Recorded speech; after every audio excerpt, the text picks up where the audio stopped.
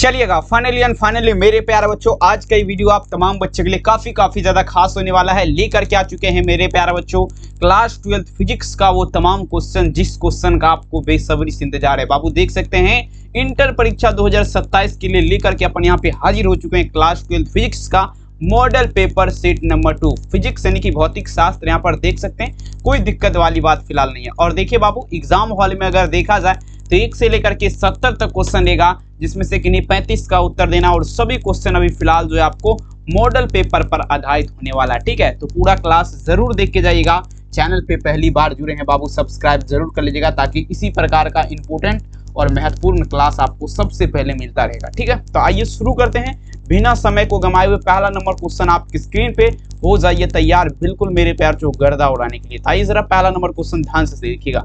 आइए कहता है मेरे प्यार चो ध्यान दीजिएगा, कूलम्ब बल है। अब देख लीजिएगा काफी इंपोर्टेंट क्वेश्चन है और 2015 के एग्जाम में पूछा गया क्वेश्चन है। कूलम्ब फोर्स इज का बात किया जा रहा है। ठीक है, तो देखिए कूलम्ब फोर्स किसे कहते हैं। सबसे पहले आप लोग देखेंगे मेरे प्यार चो, ठीक है ना, आपको पता होगा P क्रॉस वेक्टर ई, समझ रहे हैं ना। तो बिल्कुल मेरे प्यार चो, तो कूलम्ब बल जो होता है ये आपका क्या होगा, central force and electrical force. मतलब क्या हुआ, ए और बी दोनों, मतलब बोथ ए एंड बी, मतलब आपका क्या हुआ, केंद्रीय बल और विद्युत बल दोनों होता है। ठीक है, तो पहला नंबर में जवाब आप लोग क्या दीजिएगा, ऑप्शन नंबर यहाँ पर सी होगा। सभी से मेरा एक ही रिक्वेस्ट है, वीडियो पे क्लिक किए पूरा देख के जाइएगा। ठीक है, क्योंकि बहुत इंपॉर्टेंट क्वेश्चन आपका इस वीडियो में होने वाला है। चलिए दूसरा नंबर देखिएगा, कहता है अस्थिर विद्युत क्षेत्र होता है, स्टैटिक इलेक्ट्रिक फील्ड का बात किया जा रहा है। और ये भी क्वेश्चन देख लीजिए बाबू 2014 के एग्जाम का पूछा गया क्वेश्चन है। ठीक है, तो देख लीजिए अस्थिर विद्युत क्षेत्र जो होता है ना बाबू, ये आपका क्या होता है, संरक्षी होता है। क्या होता है, तो अस्थिर विद्युत क्षेत्र आप लोग क्या दीजिएगा, ये आपका संरक्षी होगा। दूसरा नंबर में आंसर क्या होगा, कंजर्वेटिव।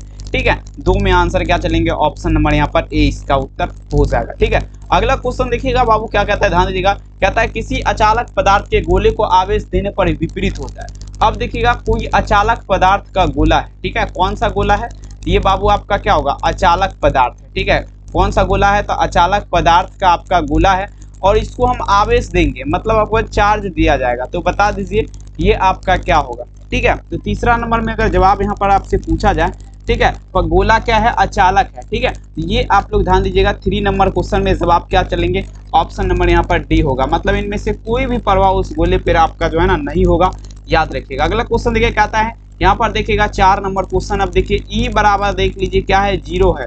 विभव यहाँ पर दिया गया है v है, पोटेंशियल डिस्टेंस जिसे बोला जाता है। ठीक है, उसके साथ दूरी का वितरण बता दीजिए क्या होगा।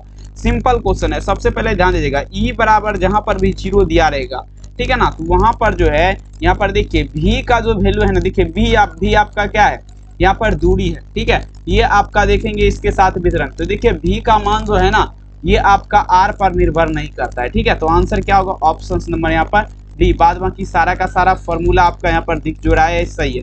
अगला क्वेश्चन देखिए कहता है गॉस के नियम अनुसार क्या कहते हैं, अकॉर्डिंग टू गॉस रूल या गॉस लॉ। ठीक है, तो देखिए गॉस का नियम क्या कहता है, यदि किसी बंद पृष्ठ पर लगने वाले बॉल, ठीक है ना, आपको पता होगा मेरे प्यार तो वेक्टर देखेंगे, वेक्टर देखेंगे 1/4 पाइप्सिलॉन q बटा r, ये आपका फॉर्मूला होता है गॉस के नियम का। ठीक है, सॉरी ये तो कूलम्ब का नियम का, गॉस का नियम का अनुसार गॉस का नियम का फॉर्मूला क्या कहता है, ये जो आपका फॉर्मूला कहता है ये आपका फाई बराबर जो फॉर्मूला होता है ये आपका क्या आता है, q बटा एप्सिलॉन नॉट। तो देख लीजिए कहाँ पर दिख रहा है 5 में, ऑप्शन नंबर ए। फाई बराबर फॉर्मूला क्या होगा, q बटा एप्सिलॉन नॉट। अगला देखिएगा कहता है द्रव की एक बूंदे को आवेशित करने पर उसमें सिकुड़ने की प्रवृत्ति क्या होगा। देख लीजिए किसका बात की, टेंडेंसी ऑफ ड्रॉप लिक्विड। ठीक है ना, सिरिंक व्हेन पूछा जा रहा है मेरे प्यार से, चार्ज का बात किया जा रहा है। देख लीजिए द्रव का जो है ना एक बूंद को, ठीक है ना, आवेशित करेंगे तो उसमें सिकुड़ने की प्रवृत्ति जो होगा ये डिक्रीज हो जाएगा, मतलब क्या होगा, घट जाएगा। ठीक है, तो विकल्प आप लोग क्या चलेंगे, बी हो जाएगा। विद्युत धारा का मात्रा क्या होता है बाबू, कहता है देखेंगे it is the unit of electric capacitance. मतलब देखिए विद्युत धारा का मात्रक जो होता है ये आपका फेराड होता है। ठीक है, जिसे क्या चीज से, एफ से, ठीक है ना, एफ से सूचित करते हैं। ठीक है, सूचित करते हैं, ध्यान दीजिएगा। तो समझ जाइए यहाँ पर क्या होगा, 7 नंबर क्वेश्चन। 7 में आंसर क्या चलेंगे, ऑप्शन यहाँ पर क्या होगा, सी होगा। अगला क्वेश्चन कहता है वान डी ग्राफ जनित एक ऐसी युक्ति है जो आपका उत्पन्न करता है। Van de Graaff generator is device which product. ठीक है, तो देख लीजिए वान डी ग्राफ का जब भी बात होगा, ठीक है, वान डी ग्राफ का जब भी बात होगा, ठीक है, तो ये आपका क्या उत्पन्न करेगा, तो देख लेंगे वान डी ग्राफ चलेगा। देख लीजिए तो ये आपका क्या होगा, उच्च वोल्टता हो जाएगा। हाई वोल्टेज के साथ चलेंगे, मतलब हाई वोल्टेज आपका उत्पन्न करेगा। ठीक है, अगला क्वेश्चन देखिएगा बाबू। नेक्स्ट क्वेश्चन आपके स्क्रीन पे क्या कहता है। 9 नंबर थोड़ा बढ़िया क्वेश्चन है, लेकिन ये न्यूमेरिकल टाइप का क्वेश्चन है, तो खैर कोई दिक्कत वाली बात नहीं, बढ़िया तरीके से आपको देखना भी पड़ेगा। आइए देखिए, सबसे पहले देखिए क्या कहता है। यहाँ पर देखिए कहता है इफ दी देखेंगे started energy of capacitor is 1 joule when charge to 100 volts then capacitance of देखेंगे पूछा जा रहा है। ठीक है ना, कैपेसिटर विल बी डैश, मतलब देखिए यदि 100 वोल्ट तक आवेशित करने पर संधारित्र का शक्ति गुणांक कितना होता है, 1 जूल होता है, तो बता दीजिएगा बाबू। यहाँ पर देख लीजिएगा संधारित्र की धारिता क्या होगा। ठीक है, देखिए सिंपल क्वेश्चन है, तो ये आपका 2 गुना 10 का पावर क्या होगा, -4 फैराड हो जाएगा। अब बोलिएगा सर जी बना के बताइए, तो बनाएंगे तब तक में देखेंगे बहुत सारा क्वेश्चन बता देंगे, तो इसीलिए इसको हम नहीं बना सकते यहाँ पे, लेकिन आप बोलिएगा तो अलग से हम वीडियो आपको संधारित्र की धारिता वाला एक वीडियो ला देंगे, कोई दिक्कत नहीं है। आइए 10 नंबर क्वेश्चन, सेल का विद्युत वाहक बल मापा जाता है।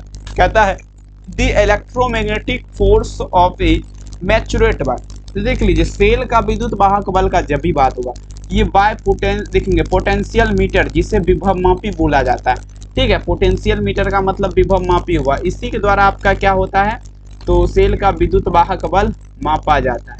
ठीक है, अगला क्वेश्चन देखिएगा क्या कहता है, विशिष्ट प्रतिरोध या प्रतिरोधकता का ऐसा मात्रक क्या हो। कहता है the SI unit of specific resistance of resistivity का बात किया जा रहा है।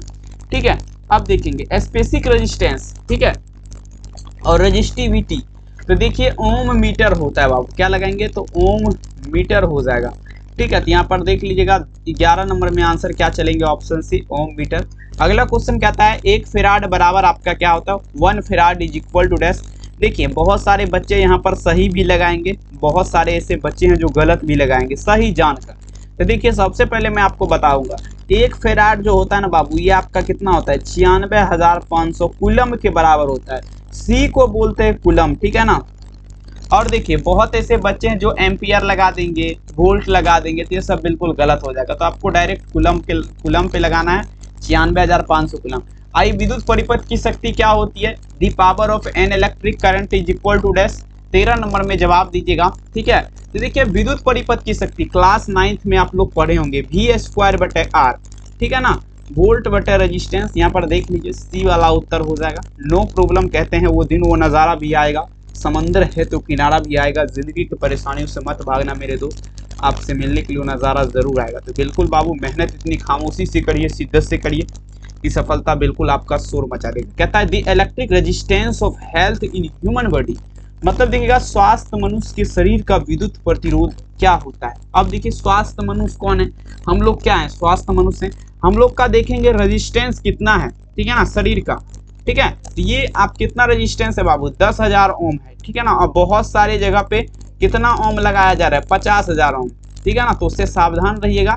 जानकारी दिखेंगे मेरे प्यार, तो जहाँ पर आपका आज तो AI का आर्टिफिशियल इंटेलिजेंस आ गया है, तो आप वहाँ भी सर्च कर सकते हैं कौन गलत पढ़ा रहा है कौन सही पढ़ा रहा है, क्योंकि बहुत सारे शिक्षक 50,000 ओम के साथ भी यहाँ पर चल रहे हैं, लेकिन ओरिजिनल जो आंसर जो हम आपको बताए हैं वो 10,000 ओम है, क्योंकि मेरे प्यार बच्चों लगभग में होता है। आइए कहता है kilowatt hour kWh in the unit of का बात किया जा रहा है, मतलब किलोवाट घंटा जो है ना बाबू, ये ऊर्जा का होता है। ऊर्जा मतलब एनर्जी का आपका क्या होता है, मात्रक होता है। समझ रहे ना बात को, कोई समस्या है तो बता सकते हैं। ठीक है, यहाँ तक, क्योंकि बहुत ज़्यादा मेहनत आपके लिए हम कर रहे हैं। सब्सक्राइब कर दीजिएगा, और बाद बाकी हमें कुछ नहीं चाहिए आपका। ठीक है, आपसे मैं पैसा भी नहीं मांग सकता हूँ। ठीक है, बस एक ही लाइक और सब्सक्राइब, अगर उससे वो करेंगे तो खुद हमें यूट्यूब जो है कुछ, ठीक है ना, आपका जो है मेहनत जो कर रहे हैं वो आप देता है। ठीक है, चलिए प्रतिवर्ती धारा, परिपथ में यदि धारा आई वोल्टेज के बीच कालांतर कोण कितना दिया गया बाबू, थीटा दिया गया। तो वांछित घटक क्या होगा, 26 नंबर में जवाब। तो वांछित घटक आपका क्या होगा, आई साइन थीटा हो जाएगा। ठीक है ना, साइन थीटा बराबर क्या होता है, साइन थीटा बराबर होता है लंब बटे कर्ण। कॉस थीटा बराबर क्या होता है, आधार बटे कर्ण। टेन थीटा बराबर लंब बटा आधार। Sine cos tan cot theta बराबर, ठीक है, ये सब आप देखिए बिल्कुल आपको याद होना चाहिए। आइए जरा, कहता है जब किसी वस्तु को आवेशित किया जाता है तो इसका द्रव्यमान क्या होता है। आइए जरा, 2017 और साथ ही बाबू 2020 के एग्जाम का लगातार पूछे जाने वाला क्वेश्चन है, when A object charge its mass का बात किया जा रहा है। तो देखिए ये आपका क्या होगा, बढ़ भी सकता है, बढ़ भी आपका क्या होगा, बढ़ भी सकता है, और साथ ही मेरे प्यारे बच्चों घट भी सकता है। ठीक है, तो बिल्कुल आइए जरा नेक्स्ट क्वेश्चन चलेंगे अपन यहाँ पे। देखिए 18 नंबर, प्रकाशिक तंतु संचरण की घटना आधारित है, कहता है ऑन विच, ध्यान दीजिएगा मेरे प्यार को, ठीक है ना, पेनोमीटर, ठीक है ना, फेनोमिनोन लिखा गया ऑफ लाइट ऑफ द, ध्यान दीजिएगा मेरे प्यार को, ठीक है ना, क्रम्बिकेशन ब्रिज का बात किया जा रहा है। तो देखिए संपूर्ण आंतरिक परावर्तन, टोटल इंटरनल रिफ्लेक्स। आइए जरा तरंगदैर्घ्य के बढ़ते क्रम में अपवर्तनांक का मान क्या होता है। रिफ्लेक्टिव इंडेक्स अगर देखा जाए मेरे प्यार, जो इंक्रीज होगा तो वेवलेंथ क्या होगा, ठीक है। तो देखिए वेवलेंथ यहाँ पर जो होगा, सिंपल क्वेश्चन है, ये डिक्रीज होगा, सिंपल ध्यान दीजिएगा, इंक्रीज ऑफ वेवलेंथ मतलब देखेंगे तरंगदैर्घ्य बढ़ेगा, रिफ्लेक्टिव इंडेक्स वैल्यू देखेंगे, रिफ्लेक्टिव इंडेक्स यहाँ पर देखिए, तरंगदैर्घ्य जब बढ़ेगा तो मेरे प्यारे बच्चों अपवर्तनांक क्या होगा, तो घटता है। आइए नेक्स्ट लेवल का क्वेश्चन अपन यहाँ पे चलते हैं। किस रंग का तरंगदैर्घ्य सबसे कम होता है, सबसे कम और सबसे ज्यादा दोनों आपको हम देते हैं विटामिन का डोज। 1 मिनट रुक जाइए। सबसे कम जो है ना, कम आपका होता है बैगनी रंग का, ठीक है, बैगनी का, और सबसे ज्यादा होता है ललका का। तो देख लीजिए बैगनी वाला है, लाल वाला भी क्वेश्चन आपको मिल जाएगा इसके आगे में। आइए देख लीजिए, तो यहाँ पर निफिकिर लगा दीजिए लाल, ठीक है। चलिए देखने का कोई जरूरी नहीं। आइए लेंस की शक्ति का मात्रक बता दीजिए क्या होगा। दी यूनिट ऑफ पावर लेंस, इससे बाहर नहीं रहने वाला है, ये मेरा 100% गारंटी है। 4 ईयर, ठीक है ना, एक्सपीरियंस के साथ आपके सामने हाजिर है, ठीक है। फिजिक्स में मेरा यही उम्मीद रहता है, 70 क्वेश्चन पूछता है ना, 70 में से ज्यादा नहीं, हमें 35 क्वेश्चन पर ही राज करना है, बिल्कुल 100% पूर्ण और परिपक्व तरीके से, ठीक है। तो बिल्कुल वहां पर हम देखेंगे, वहां पर जो ना तबाही करेंगे। लेंस की शक्ति डायप्टर लगा दीजिए। 22 में उत्तर आप लोग क्या दीजिएगा, सी। अगला क्वेश्चन देखिएगा, कहता है समान आंख के लिए स्पष्ट दृष्टि की न्यूनतम दूरी क्या होती है, the minimum of distance of, ठीक है ना, clear vision of the normal eye का बात किया जा रहा है, तो 25 सेंटीमीटर लगाएंगे, डी वाला उत्तर होगा। अगला क्वेश्चन देखिएगा क्या कहता है, एक आवर्धक ग्लास जिसकी क्षमता कितना है, 12 डायप्टर। तो देख लीजिएगा मेरे प्यार को, आवर्धन क्षमता, आवर्धक क्षमता क्या होता है, ठीक है। तो ये आपका ध्यान दीजिएगा, 1 क्या हो जाएगा, 4 लगाएंगे, यहाँ पर 12 है ना, बना के दिखा देंगे, टेंशन मत। एक संयुक्त सूक्ष्मदर्शी कहता है दी, आप देखेंगे मेरे पे, जो framed by object lens of compound microscope का बात किया जा रहा है। देखिए संयुक्त सूक्ष्मदर्शी का जब भी बात होगा, ये आपका वास्तविक होगा, रियल एंड बिग, सी वाला उत्तर। अगला क्वेश्चन देखिएगा क्या कहता है, दानिका दूरदृष्टि दोष को दूर करने के लिए बता दीजिएगा प्रयुक्त होता है the lens use to correct, ध्यान दीजिएगा मेरे प्यार को। अब देखेंगे, ठीक है ना, अब देखिए दूरदृष्टि में जब भी बात होगा, सबसे पहले एक बात यहाँ पर देख लीजिए आप लोग, दूर में जब भी बात होगा तो दूर में आपका उत्तल लेंस का व्यवहार होता है, नजदीक का बात होगा इसमें अवतल, ठीक है ना, अवतल का होता है, ठीक है। तो दूर है तो उत्तर लगा दीजिएगा। अगला देखिएगा, कहता है यदि एक मुक्त इलेक्ट्रॉन की गति ऊर्जा दुगुनी कर दी जाती है तो डी ब्रोगली तरंगदैर्घ्य, आपको देखिए डी ब्रोगली तरंगदैर्घ्य लैम्डा बराबर फॉर्मूला होता है, एच बटे क्या होता है, एम बी होता है, ये आपको ध्यान देना है। लेकिन यहाँ पर क्या है, बदलाव इसमें क्या होगा, बदलाव जो होगा बाबू ध्यान दीजिएगा, इसमें बदलाव कुछ नहीं होगा, 1/√2, क्योंकि लैम्डा बराबर एच बटे एम बी है ना, तो 1/√2 बदलाव हो जाएगा। अगला देखिएगा, तांबा का कार्यफलन क्या होगा, the work fraction of copper, ये ए फ्यू इलेक्ट्रॉन वोल्ट्स लगाएंगे। 28 नंबर क्वेश्चन में जवाब अगर पूछा जाए तो ऑप्शंस क्या दीजिएगा, ए वाला हो जाए। अगला क्वेश्चन देखिए क्या आता है, अभी तो जस्ट हम बताए दी energy of photon of wavelength lambda का बात किया जा रहा है। अब देखेंगे लैम्डा बराबर फॉर्मूला क्या होता है, एच सी बटे लैम्डा, सॉरी एच सी बटे लैम्डा फॉर्मूला नहीं है, एच सी बटे लैम्डा तरंगदैर्घ्य, लैम्डा का फोटोन की ऊर्जा एनर्जी, एच सी बटे लैम्डा, बी वाला उत्तर। नेक्स्ट देख लीजिए क्या कहता है, 30 नंबर, डी ब्रोगली तरंगदैर्घ्य क्या होता है, कहता है डी ब्रोगली वेवलेंथ डैश, देख लीजिएगा डी ब्रोगली तरंगदैर्घ्य लैम्डा बराबर फॉर्मूला एच बटे एम बी, एच बटे एम बी कहाँ पर दिख रहा है, लैम्डा बराबर एच बटे एम बी। 30 में आंसर क्या होगा, ऑप्शन है। अगला दिखेगा, युक्ति जो वोल्टता को बढ़ा देता है उसे क्या कहते हैं। अब देखिए कहता है what is the device skill which increasing in voltage का बात किया जा रहा है। देखेंगे अब देखिए वोल्टता को जो बढ़ाएगा, वो अपचाई ट्रांसफार्मर कहलाएगा, स्टिप डन ट्रांसफार्मर जिसे बोला जाता है। ठीक है। 31 में विकल्प आप लोग क्या चलेंगे, बी।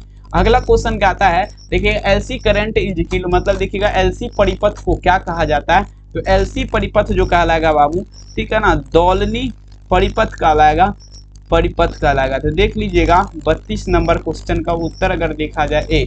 120 कहता है द पीक वैल्यू ऑफ 110, मतलब देखा जाए 110 वोल्ट प्रत्यावर्ती शिखर मान, शिखर धारा बराबर होता है, ठीक है ना, शिखर मान पूछा जा रहा है, तो शिखर मान 100√2, मतलब देखिएगा शिखर धारा बराबर क्या होता है, फॉर्मूला अगर आपको याद है तो बिल्कुल गजब और शानदार तरीके से लगा देंगे, 100√2 वोल्ट, ठीक है ना, विकल्प बी होगा।